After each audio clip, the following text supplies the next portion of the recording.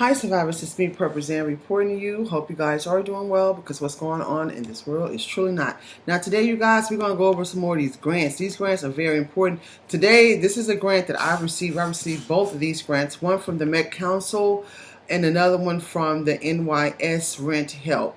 Now, I do know the NYS Rent Help are just for people in the state of New York. Met Council is a Jewish nonprofit organization that help homeless people or people who are on the verge of being homeless, and they help to pay for your rent, I know, for at least a month. Now, going to the Met Council, it says, are you a tenant behind on your rent due to the pandemic, or your property owner with tenants who have unpaid rent due to the pandemic? They said, we are here to help. Met Council is the lead provider of the New York State Emergency Rental Assistance Program. So the Met Council, well, I need to go back to clarify something. Okay, Met Council, I do know that they do help people, residents in the state of New York, but I'm not sure if they serve any other areas. This is something you guys need to look into first of all. But the Met Council, they will at least provide a month of rent. I don't know if they do more until, until your NYS, New York State ERAP, Emergency Rental Application. I think that's what it is. Well, anyway, it's ERAP, E-R-A-P, until that is processed and hopefully it'll come through. So the first thing the Met Council is going to ask you is, did you apply for the NYS ERAP? So you need to do that if you're in need of your rent need to be paid now, because that application process, y'all, it doesn't stay open forever. So right now, let's go into it. It says Met Council is the lead provider of the New York State Emergency Rental Assistance Program, that's the ERAP, to Brooklyn neighborhoods. Okay, now they clarified it. This program provides significant economic relief to help low and moderate income households at risk of experiencing homelessness or housing instability by providing rental arrears, temporary rental assistance, and utility arrears assistance. If you are interested in assistance to help you or your tenant stay in the home, please contact us for eligibility and application assistance. You can speak to one of our ERAP specialists to establish your eligibility or provide you with application assistance at the number below. The Met Council ERAP hotline is area code 929-292-9480. That's 929-292-9480. And then they go on to direct you to the New York State ERAP emergency, the rental assistance programs. Now, when you go to the nysrenthelp.ot.ny.gov/en/, that's nysrenthelp.otda.ny.gov/en/. I'm gonna have all these links in the description. Don't worry about it. So it's gonna tell you. It's gonna say how to apply. You click on that button on how to apply. This is the website where both you as a tenant and your landlord are going to go in and apply for assistance. ERAP is amazing, y'all. They helped me. They paid up 6 months of my rent in New York City. It was $2,000 a month. They gave my landlord $12,000. This is a true story. I wouldn't lie to you. And at first, before I went to ERAP, I went to Met Council. They paid up 1 month. That was in, I think, December of last year. And then there was another organization in New York that paid November. Just because I didn't get the jab, the poke, and I was losing work because of the mandates. I didn't get it. You know what I'm saying? So because of that, I lost a lot of work last year, and I needed help, and I needed help really fast. I didn't know what to do. And then I was also dealing with health complications and health issues that I didn't even talk to people about on this platform. And so these people helped me, and I'm so glad that they helped me.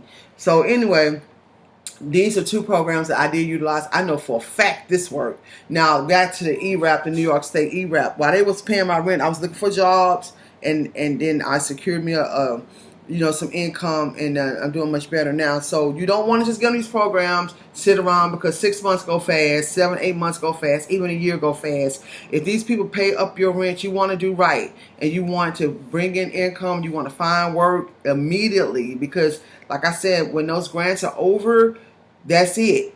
You got to go back to paying your rent, or you're going to be homeless on the street somewhere. So I do know that under the ERAP program, y'all, you are pretty much, when you file your application, even before they find you eligible or not, your landlord cannot evict you.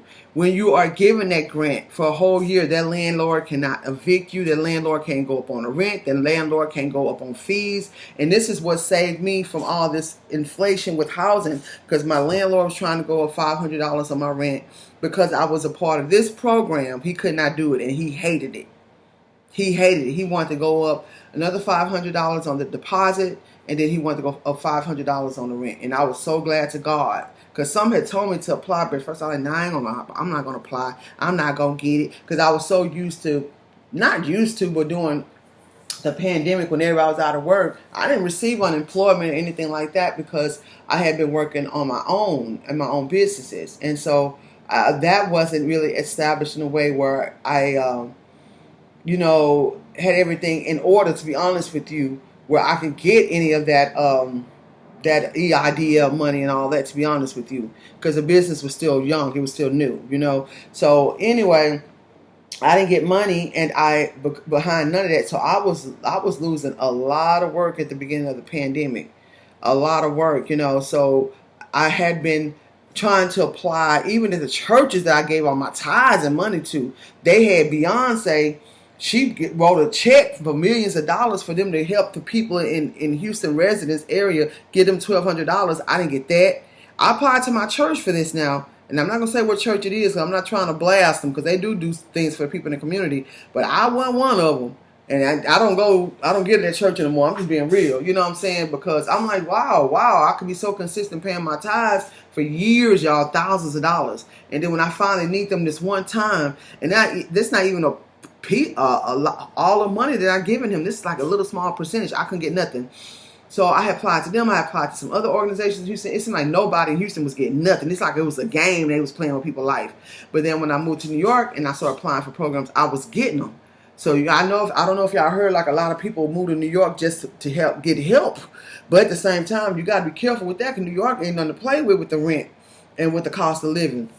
You can go out there for these social programs, but you end up going off being homeless and broke trying to do so. So you got to have a way of maneuvering that, and I know that way of maneuvering that, and I'll share that in another video. And it's all legal. You just have to try to keep a place where it's affordable.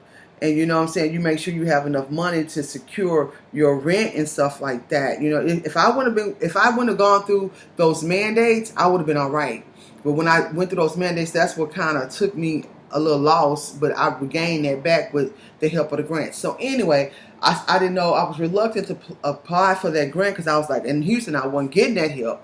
But in New York, I ended up getting that help. So y'all don't be afraid to apply for these grants. Like I said on this nysrenthelp.otda website, you not only have to apply, but your landlord have to apply. If you have a landlord like I did at that time, and don't know nothing about computers, don't know how to do the paperwork, you might have to assist them.